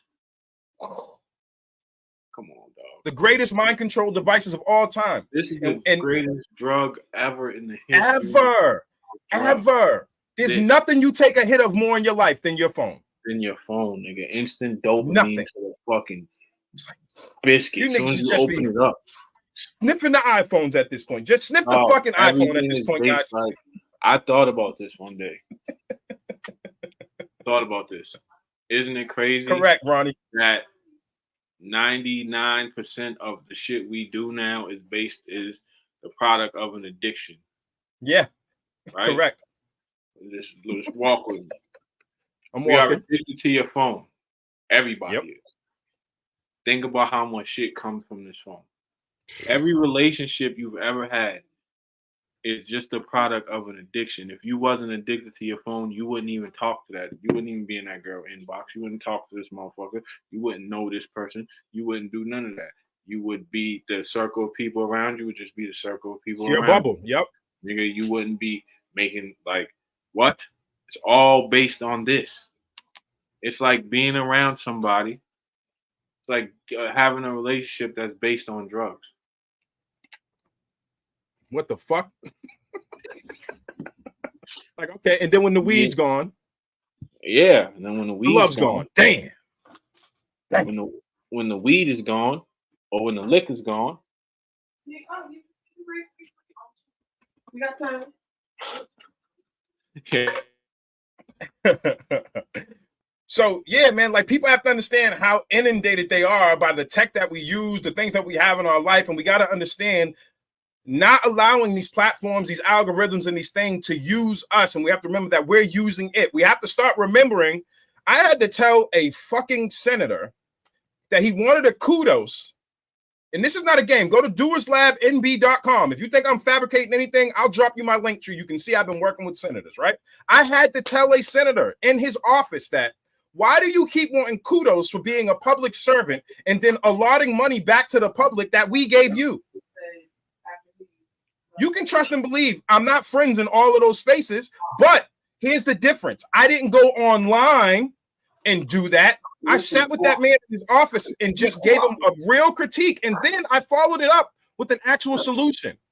How about you have a little bit of humility and understand that leadership comes through service, and you should serve through love. Yo, you want to make $1 billion, learn how to affect 1 billion lives. That's it. Right? So, perfectly. I like how we operate, because you'll go high level and then I hit him low level. I hit him right way, you know what I mean?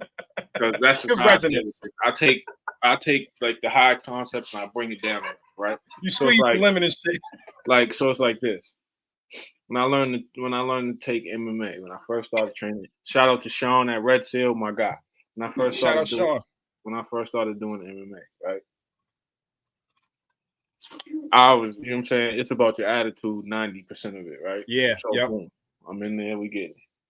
Every tough guy that walked in the gym, I used to, nigga, I know what I'm doing, nigga. Man. Sean would purposely, now if you know Sean, if you see Sean, if you look at Sean with clothes on, he's the white dude. You don't look at, The white dude with dreads. He's just a regular guy. Yep. He's not cut up, nothing. He's just a white guy with dreads. All right. Dog. Every tough nigga that walked in that gym, he would work. Got that work. Yep. Every one of them. Every single one. Now the humble dudes, we chilling. We working us, don't get it. We going. We working hard. We going crazy, but he would purposely. Oh yeah, you know everything. Where spar me. And he just beat the shit out. Cause dog. You automatically understand where you are in the food chain, though. There's an instant fucking lesson. Calm that shit down and now get right. You got two choices now. Fight or flight, motherfucker. Stop it. And that's just the same thing. Like, even when you talking about in the business world, dog, like, go sit with Warren Buffett. Perfect. He said it. You want to get rich, like, he said, most people don't want to get rich like me because they don't have the discipline. Not at all. I got rich. I didn't have discipline at all. I got rich slow. Yes. He did. Yep, he sure did. You could check the track record. I started out doing this, and I just kept doing it. I did the same thing repeatedly. That discipline, right? It's like training. You see the big outside of the, obviously, I'm not talking with the niggas that take roids and shit, but even them, like the bodybuilders, because they take roids, that don't mean they don't work. That don't mean they don't train. Yep. Nigga, training is doing the same repeated fucking thing 8 zillion times. Everybody wants to be Steph Curry. Ask Steph Curry how many jump shots he shot in his life. It's ridiculous. It's far more than what he's had on the court. High 6 figures, probably 7 figures. I probably have shot, nigga. He probably did 6 figures of jump shots this season. Between practice and the games, nigga, I shoot probably 200,000 jump shots. Shout out my guy 80. You know what I'm saying? Everybody wants to be Floyd Mayweather. Shoulder roll ain't for everybody. Floyd been boxing since he was 5. Correct. Ask that nigga. You see him when he does the pads and he's just do. That's just secondhand nature. He's just, what's going on? What's up, the news today? All right, cool. I'm back. Ask how many times he been doing that. Ask him how many times he's probably hit mitts in his life. Like he breathes, bro. He does it like he breathes. The number is fucking astronomical. Yeah. Yep. Lloyd, how many times have you done mitts? He'll probably be like, nigga, I probably did 100,000 times. You know what I'm saying? Like, you gotta have the discipline to do it. And I think that a lot of people, because like it's compound interest. Yes. That's all we talked about that. Right? Yes. It's the same, like what that's all success is compound interest. Compound interest. You're doing the same thing over and over and over and over and over and over and over and over and over. And then you break through. And then once you break through, then Innovate. Yep. When you break through, that's when shit starts happening fast, right? Super fast. Like any rapper that I know of, I don't know rap. I mean, outside these new kids, I don't know no rap. I don't know nobody. Everybody I know that's a success been working at whatever they're successful at for years. Yeah. And they just broke through. The breakthroughs are the anomalies. That's why they call breakthroughs. Yeah. But on average, you're talking about people that have been working since day one.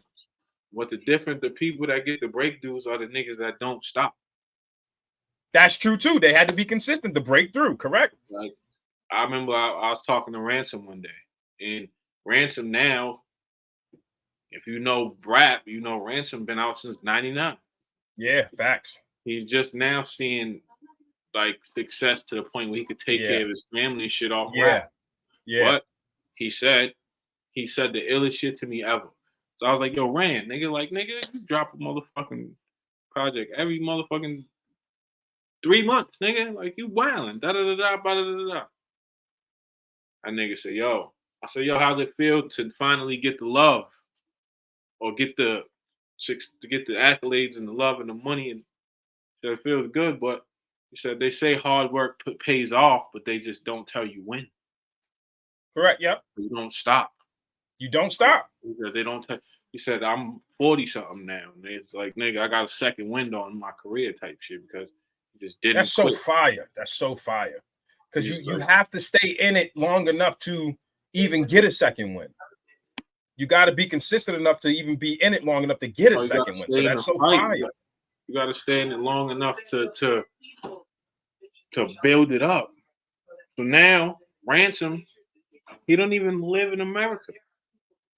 Wow. I don't know where the fuck he lives at, but every day he just out. That's my man too. Yeah.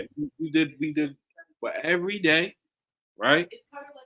If you go on his IG, I promise you, he's always posting from an island or some shit. That's where he lives. I think he lives in the Bahamas, if I'm not mistaken. But he's always posting, drinking a little coffee, espresso shots. That's a nigga from Newark, New Jersey. That's what I'm saying? We know Rand. We know Rand. Nigga went to jail for years for fucking somebody. We fucking somebody up. We know the backstory. We know all of it. Yep. He's on an island somewhere, eating fresh red snapper and shit like that. Like, you understand what I'm saying? So you got to stay in the fight long enough to even make it a fight. Like a lot of and people. When you're climbing and you're creating a fan base, remember why they love you to begin with. Facts. If you let your ego get ahead of you, people will. The thing about this online shit is everybody's got to understand this shit is the most fleeting thing you could pursue. Yeah, this everything you love that you do on here could evaporate if you just have the wrong mentality about what this actually is. This is pennies. You could wake up tomorrow and like. Well, you haven't read enough. You could wake up tomorrow and this shit be over. Literally. Government shut down Facebook. Government shut down YouTube. Like this shit is chips. Like they get people. They get you excited. Yo. Like don't get it fucked up. Yes, if you're having views and shit, that's fire. Yeah, I'm not knocking it. I'm not. It's hating. Not that. It's not that. It's just hating. the mentality around that success. Yeah, because it can dilute your. I've been there. But before doing all of this shit I did in the community, before understanding how to sign a deal, there's people like if EA's watching anybody like that, they remember my guy Troy Douglas. Troy Douglas was the guy that taught me all about contracts and booking artists. So that's when I started booking Jada and all of them. But it was still level one. R.I.P. to Troy. He passed away. He was one of my greatest mentors. That man taught me a lot, and he struggled. And that's the crazy part. That's what I mean. That man struggled with his own personal things, his own personal demons, but he still passed on gems and jewels when he could, and I was able to. Now think about if I'm in this fucking extreme world where it's like, nah, I'm not fucking with him because he's going through his personal shit. I can't be fucking with that nigga. Like, no. He's a human being. I understand that humans are flawed. And I've gotten some great advice from homeless people on the corner. Some of my best conversations ever in my life is with somebody I handed $1 to. Okay. Jadakiss said the junkies got the best game, right? By far. So by far. I was raised, God bless my mother. My mother's birthday's in 2 days. My mother struggled. My mother went through the 90s era. And that's the most I put on that to honor her legacy. She went through the 90s era, late 80s, 90s if you era. know, you know. You ain't gotta if say you no know, more. you know. My mother had me when she was 17. She didn't finish high school to give birth to me. Right. She then, while going through all these demons, I mean, we had more quality people that was in the streets dealing with the plights of the streets back then than we even got now. I mean, even the people that are in the community, like the boosters are lazy. Everybody's lazy, bro. So I bring that back to say, my mother, even with everything that we've gone through, provided me the blueprint on what to do and what not to do. And that's how humanity works. It's not just one, it's both. Mm-hmm. There's nobody that has mentored me in life that I 100% agree with. No, never. Hell no. Never. Most times it takes me to get over my own mental bullshit to actually try to understand their perspective. And even if I don't agree, understanding is still valuable. You're muted. Yeah, I don't. There's nobody on earth I'll ever agree 100% with ever. So it's like you got to remember that when you see things online, you don't like. You can make your case for why you feel the way you do, and it's like, all right, that's okay. I understand it, but like, my thing is making your case is not, I like this, so this is how it should be. That's no, bro. No. And understand that if you are actually trying to build with somebody, like if we're disagreeing on something, but it's just opinion based, then we understand as men that there's a rapport here where we're not going to like get into the kitty shit of calling each other names or little shit. Yeah. No, we're actually having a dialogue to get to some kind of clarity here, right? Even if that clarity is I'm on one side of the fence, you're on the other. But instead, a lot of these niggas treat conversation like, you remember when the fucking cartoons used to just get into a ball of smoke on fucking the cartoons? Just end up in a ball of smoke. They never have had real discourse, like a real conversation where you have to listen, hear what the person's saying, form your own. Like, it's always a lot of people on some real shit. They don't have their own thoughts. Correct. It's a lot of parrot shit going on. Like, I read the four. I just was reading the book. The Four Agreements is fire. I already been read it. I've been read it, but I read books multiple times because you be missing shit and shit like. Correct. That. But it basically talks about how adults are domesticated. We're domesticated. We don't. You don't think your own thoughts. Nope. No, we do not. Like, think about this. Everything that you do is a learned behavior. Somebody taught it to you. From tying your shoe, to using the bathroom, to talking, to eating, to walking, to somebody taught you how to do that shit. So if that's the case, how many of the thoughts you think are that are actually your own? Correct. And you know who knows that? The people that make algorithms. That's why they make them. Correct. That's why they make them. Yo, let me put this. Listen. I don't. If you go into entry level marketing positions, I don't give a fuck if you selling them Cutco knives, nigga. They tell you out the gate you're manipulating people. Remember them Cutco shits? Showing up that nigga's drawers and all. They tell you out the gate, sales is manipulation. Yeah, buying is emotional. So here's what I started to do. Instead of ignoring that and saying, think about it. Why the fuck would you spend 500% markup on a bottle in the club? Unless you're an emotional nigga that's in the frame. Listen, I'm not saying you don't have the right to enjoy yourself and do what you can make your decision. I'm saying when I started to really apply that, this is me speaking. Do what you want to do. I'm telling you how I look at it. When I used to do it, but once I got the information and the knowledge, I said, nigga, this is egregious. 500% markup. And two, now that you said that, I'll tell a story about how we found me and my man, and when I was in Atlanta, shout out John the Don. We found the workaround, man. That shit. when I was in story time. When I was in Atlanta, doing a battle, and after the battle, it was like a little after party. Mm-hmm. John knew the owner of the club. Well, so we had met with him earlier in the day, right? So what we did was went to the liquor store, bought whatever bottles he was gonna drink that night, gave it to him. And was like, yo, when we get there, bring us the bottles. You know what I mean? Yeah, correct.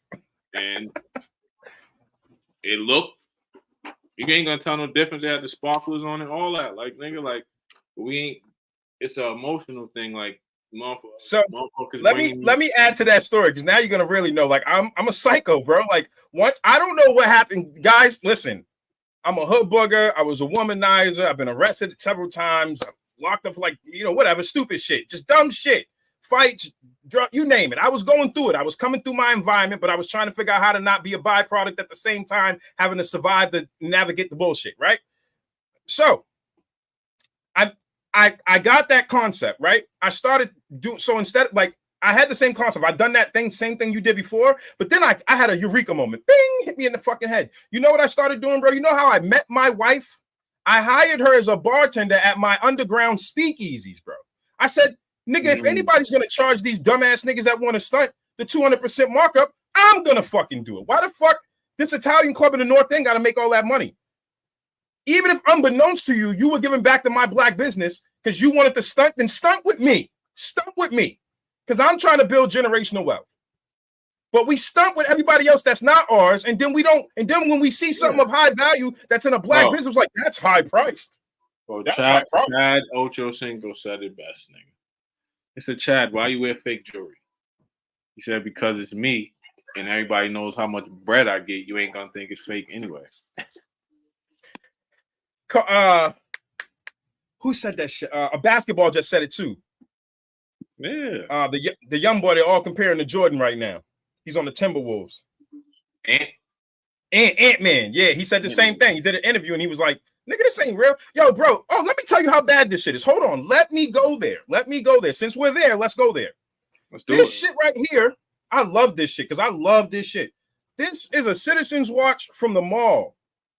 Every Father's Day, my kids buy me one. My wife buys it, but you know how it's going down, right? This shit is, it's a gold watch. It's gold. It's gold. Real gold. This shit is the most valuable thing on me. Like, that's why I wear it. Same thing with these things. These shits are from the mall kiosk. You niggas is paying 200% markup because some rapper bought it from that nigga, and I'm paying for the actual value of the material that I'm getting. It's a fact. And me, like me, right now. God damn, guys, we can do better. I got a, what's the watch I got? I got a Movado, but it's like, my Movado is like, I think it's like 500. But I didn't. Yeah. My uncle gave it to me though. Yeah. But nigga, it's nothing. It's a leather band. With the dog. My thing is this, right? Like, and I'm not saying that. Don't get it confused with the business and commodity of valuable watches. If you go into that as a business structure, yes. If you go into it as a business structure, cool. But if you're going into anything as just solely a consumer, you lose. We're gonna bust that down too, right? Yes. You could buy a Rollie or Breitling or whatever the fuck you want to buy. Then what? Show that gold, citizens. Well, citizen. I'm a citizen now. I said I wear a citizen. My little citizen. The Rollie is not bust down. A real like, if you show up to a real watch connoisseur with a bust down watch, they're gonna laugh. He's laughing. You are literally. Look at this goofy ass thing over here. Look at this dummy. He don't even know what he's doing. Right? So, yeah, I know that I happen to like watches and shit. The most expensive watches look regular shit because it's about the timepiece. It's about how they put it together. The engineering, yes. Engineering the shit, perpetual motion, and you take the watch off, it stops. You put the watch on, it goes. All that type of shit. That's why Rollies don't tick because they have perpetual motion. If you take it off, it stops. Whatever. Yep. So I like that type of shit, right? So yes. Like that's something I'm into. But you see, you're a timepiece person.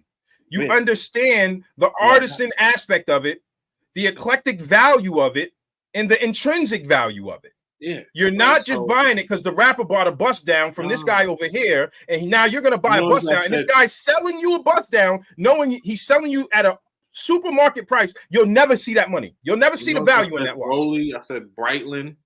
Niggas don't wear Breitling. Yes, they don't know Breitlings. Correct. Breitling. A lot of niggas don't even know what a Breitling is. Rollie, Breitling.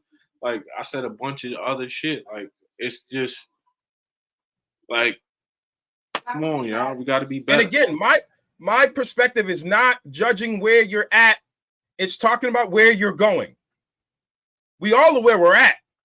But where do you actually want to go if we're not actually assessing those microtransactions that we have in our lives? We have these fucking microtransactions where we have a choice. So when niggas be like, I understand this is not true for all people. Some people are absolutely at the bottom. But most of the niggas I know personally have made choices that keep them stagnated. Yeah. Oh, and another thing about Rollies too, them. I ain't even going to say just Rollies. Them high level watches, they appreciate in value, and see what people don't understand about. Like you're saying, people buy shit because the rappers buy shit, right? Yep. I had one. My man buys just. My man, he's a fly nigga. He just likes designer shit. So he's one of the fashion niggas. So I asked him one day. I said, "Why do you buy this?" And the answer he gave me had nothing to do with rap or nothing. He was like, "Yo, because if you buy the Gucci or you buy whatever, if it rips, you can go to the store and replace it. It's a lifetime warranty, so I don't never have to." You know what I'm saying? They do this shit with LL Bean too. Like LL Bean, you buy anything from LL Bean. That's true. That's true. The shit gets worn down. There's value in the North Face transaction. You can go get a fucking correct. There's value in that transaction. That one-time purchase. Now it's a lifetime warranty. You got a relationship with that company. Like, so it's like, so really at the end of the day, right? It's like you got, and like you said, I'm not knocking nobody who does what they does. Do what you do, but know why do you do it? No, you can't. Yes, just start really looking deeper. Just go one layer deeper. Just go one. Because again, I'm not saying things instead of at things. That's it. That's it. Because, bro, yes, like, everything on the surface is on the surface. Like, yeah, like ask why. Oh, this is this way. Why? Why is it that way? That's just that shit seem crazy to you, don't it? Why? Correct. Correct. Like, and you know what it is too? It's like, because we have so much of this. I understand the statement. It is what it is, but in some instances, it doesn't have to be. Yeah. No. Again, everything is double-edged. So, like, there's some truth that it is what it is, but there's also another side to that truth where it doesn't have to be. It can change based on new information and new discipline. Yeah, dog. Facts aren't facts forever. Yeah, we talked about that. We talked about that last episode. Like, Pluto was a planet, guys. Pluto got the boot. Pluto's out. Pluto's gone. Don't exist. It's not. Remember there. Pluto Nash? He's with it. He's out. Like, so here's the thing. Don't attach yourself to nothing. I don't attach myself to anything outside of my kids.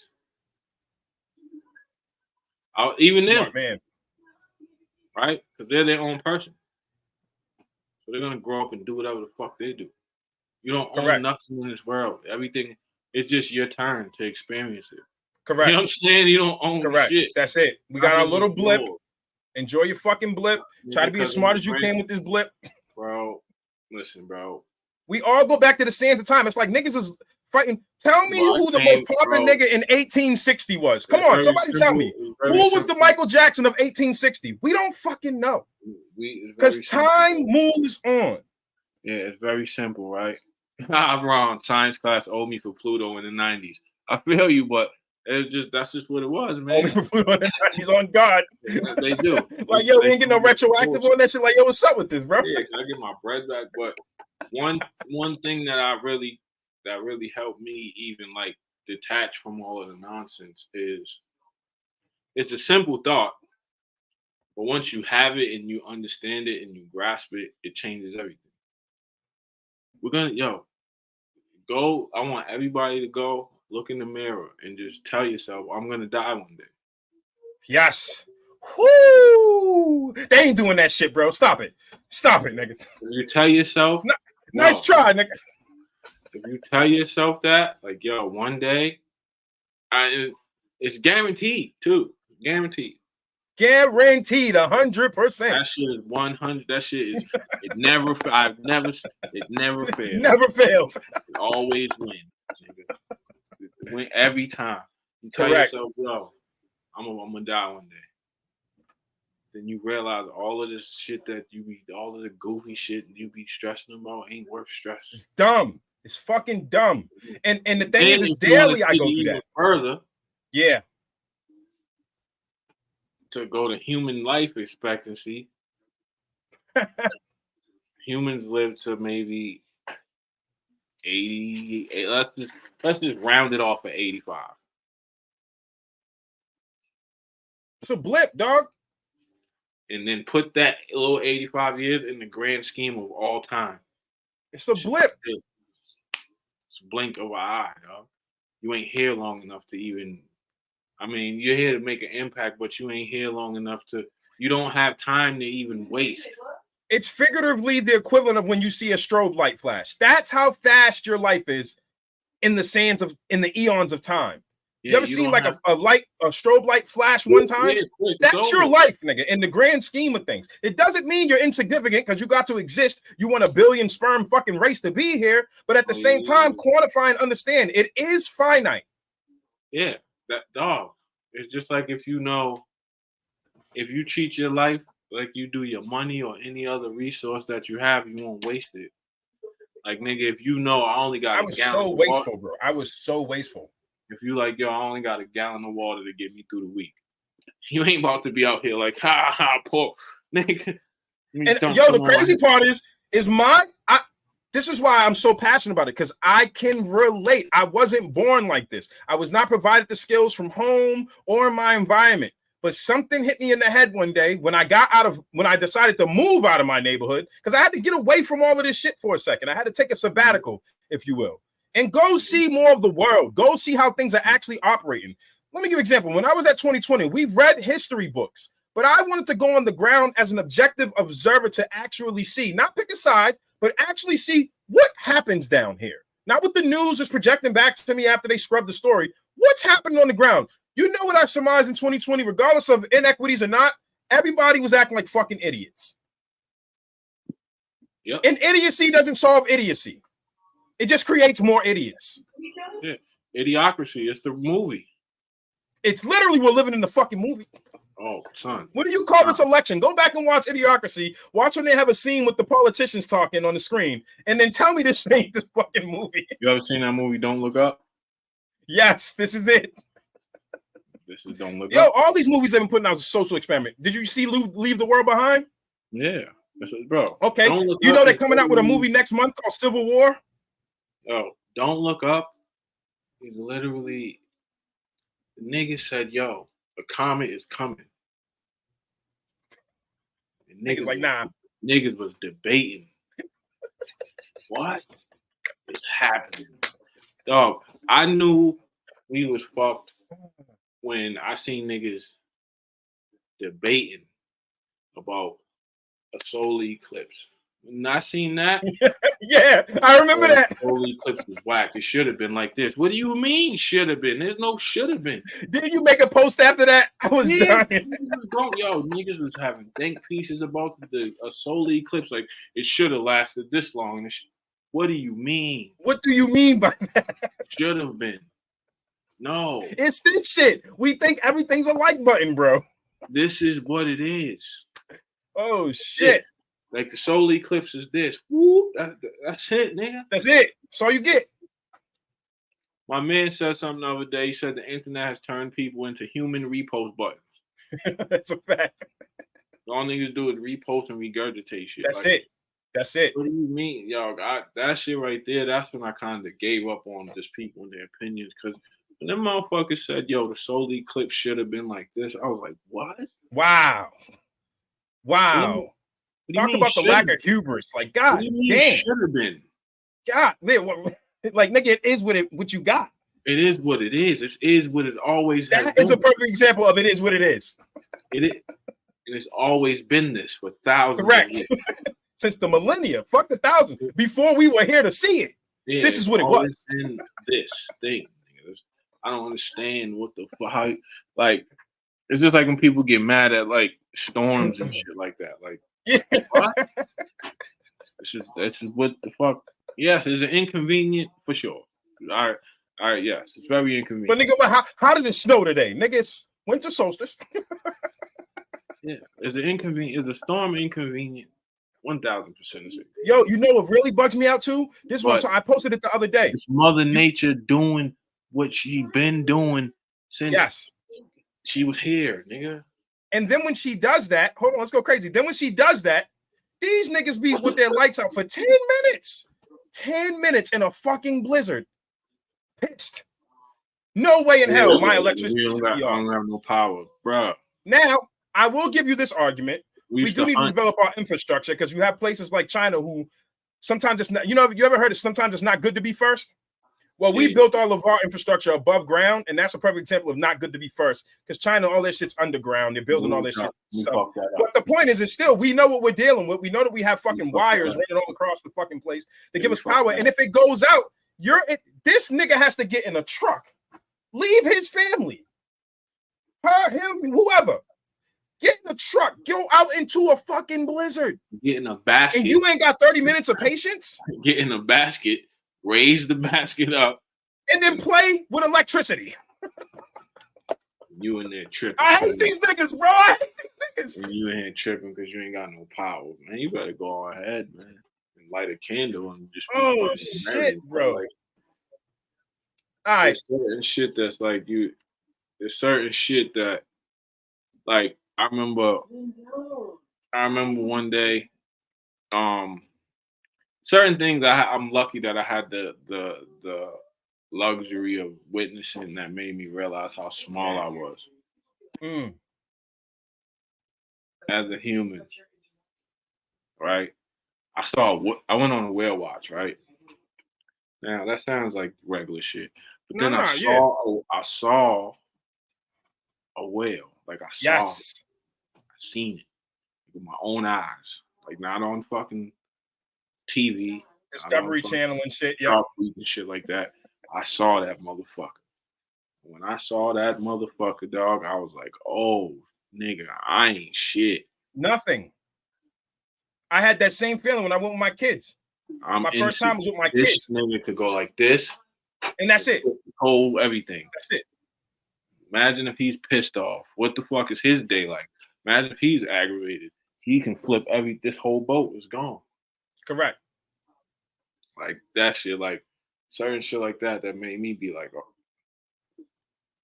I ain't nothing, nigga. I'm nothing. I'm in all of my intelligence, all that fly shit, nigga, that shit, come on, bro.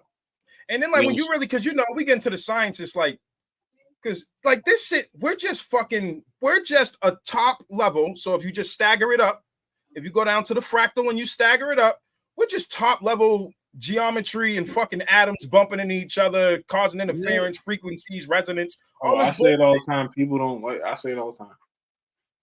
We are pavement apes, nigga. We're just apes. We are pavement apes. We're just walking concrete apes.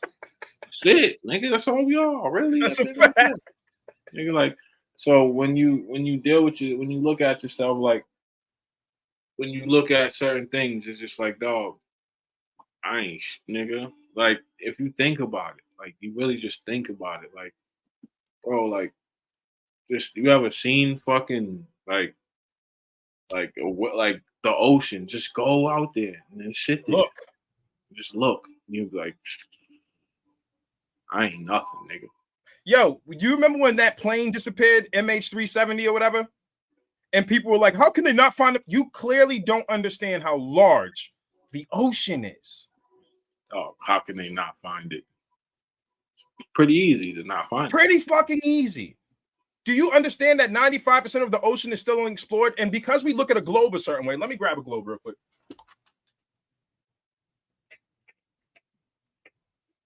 So, I hate to go back to fucking science class, but shit, it happens sometimes. Globe.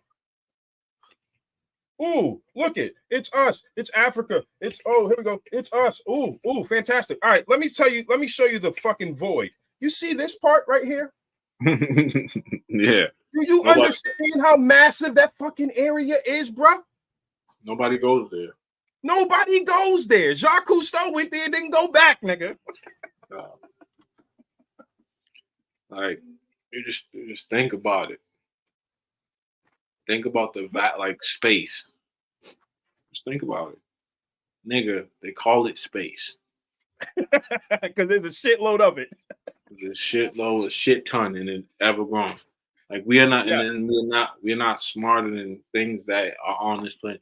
Like, we're not smarter than octopus, nigga. If the octopus knew how to survive on land, we'd be dead.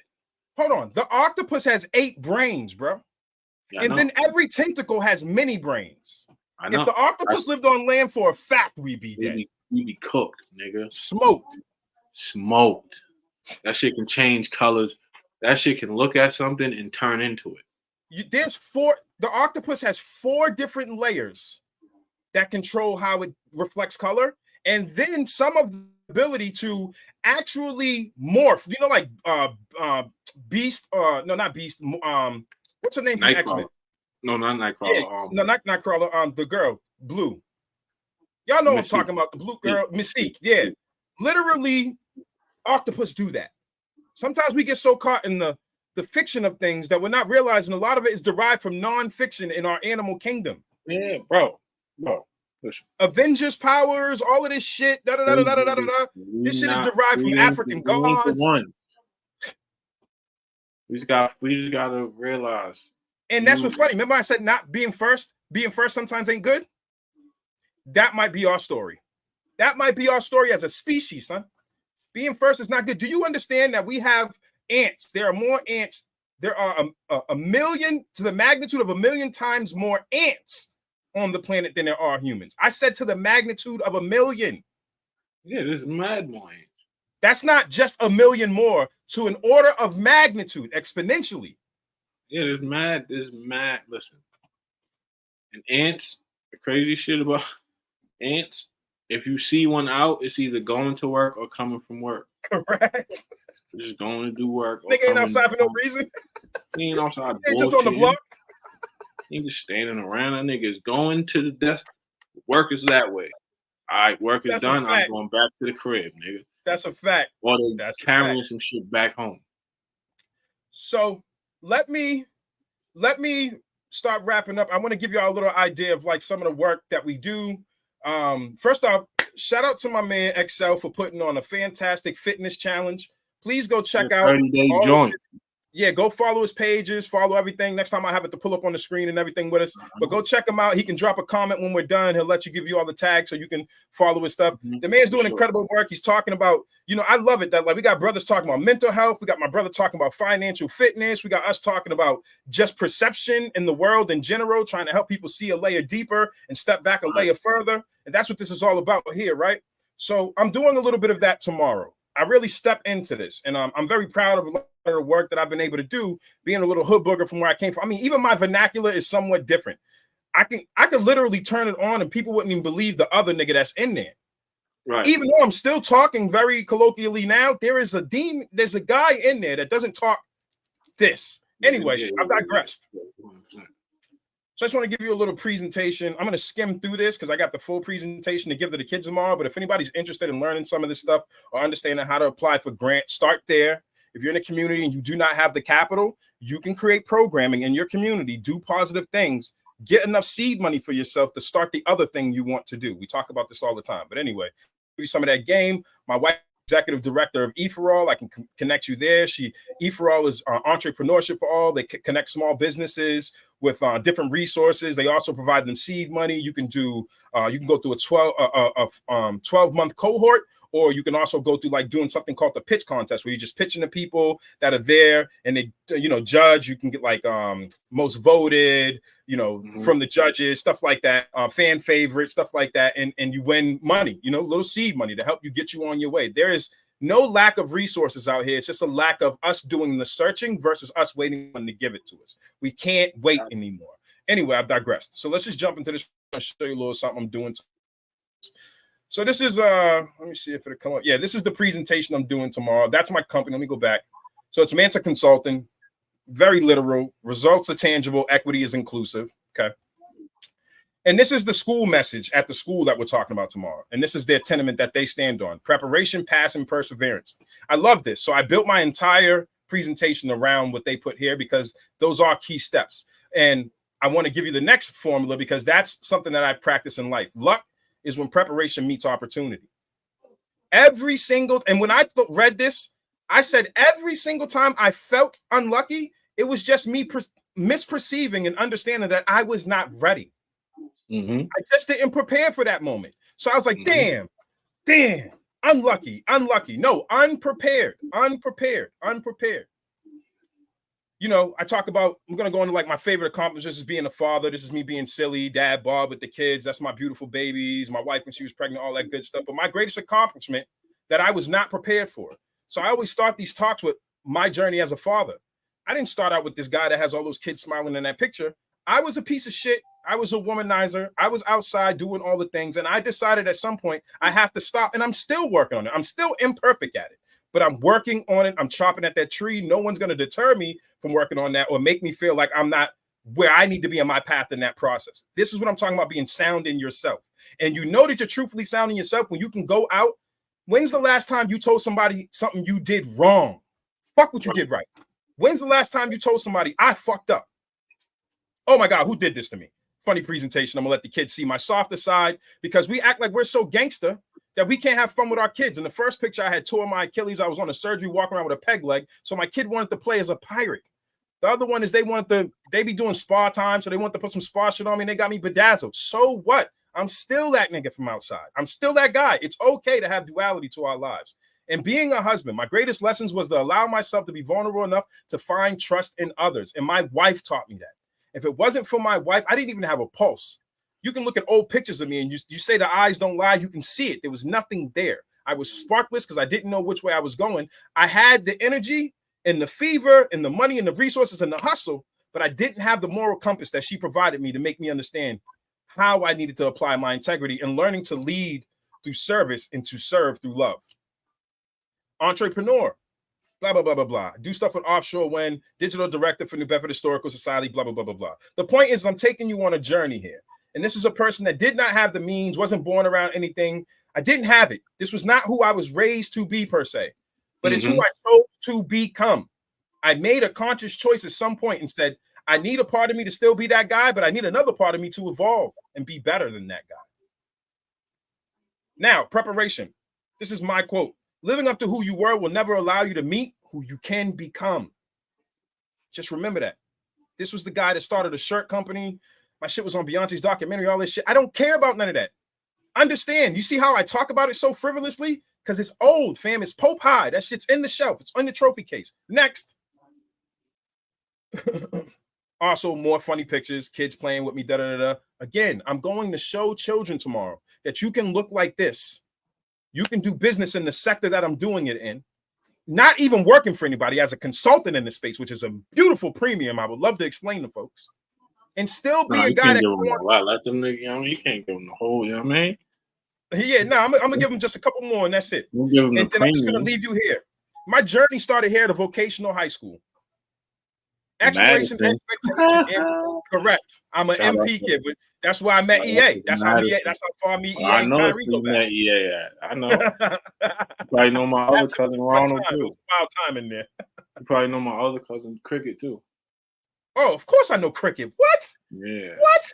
Yeah. His kid's mother's mom. Yeah, we'll talk about that. Yeah. Exploration, expectation, expansion. Just remember that as we go through. I'm just going to give you one more before we go. So this was my hero. My hero was a black woman. As a kid, I was intrigued by space, but I had you see the NASA hat on my head. I got this woman tattooed on me. Like I got space shit tattooed on me. I didn't have anybody in my environment that wanted to feed that monster. I say that to say, I don't give a shit if you don't think it's cool. If your kid thinks it's cool, feed that monster. Feed that fucking monster so they can become their wildest dreams. My hero was a black woman named Mae Jemison. And if you get time, I'll do this. I'm gonna be doing this in February on another event talking about this. But I just want to leave you with this: that this is the first African-American female astronaut, a black woman, to go into space. And you niggas want to argue about whether or not the world's flat. Fuck y'all niggas. No, I'm just joking. But anyway. Yeah, I'll leave it argue with her. She could tell you. Correct. I'll leave it there. But again, this is just to show that Xponent is about something much deeper than just conversation. It's not just the dialogue, it's the science of dialogue. We're creating a science, or we're displaying a science to dialogue. XL, just as he mentioned before, me and XL are diametrically opposed on different things all the way, but we see the through line. We understand the end game, and we understand that both sides actually are equally important. The people on the ground are just as equally as important as the people implementing the plan, but they have to respect each other. They have to lead through service, and they have to lead through service and serve through love. That's all I'm saying, guys. Fact. I agree 100%. I hope y'all enjoyed another fire episode of the Xponent with God's Pod. We're going to keep doing this. Like our YouTube page, search Multiverse Podcast to empower our voices. Xponent Podcast will be live every Wednesday and Sunday. Which Sunday we at you. Multiverse. Like, share, subscribe, and all that, man. Yes, like, share, follow our Facebook page, the Multiverse Podcast Network. We're going to keep talking like this. We're going to keep having these conversations. Yes, we'll talk about current events, but we're going to not just talk about it from the surface layer. We're going to dive deep. It's important. You know what I'm saying? But we do a little bit of everything. We got some jokes in there, everything, man. We bringing it to you live. So we'll see you Wednesday. Yes, lead through love. Lead through service.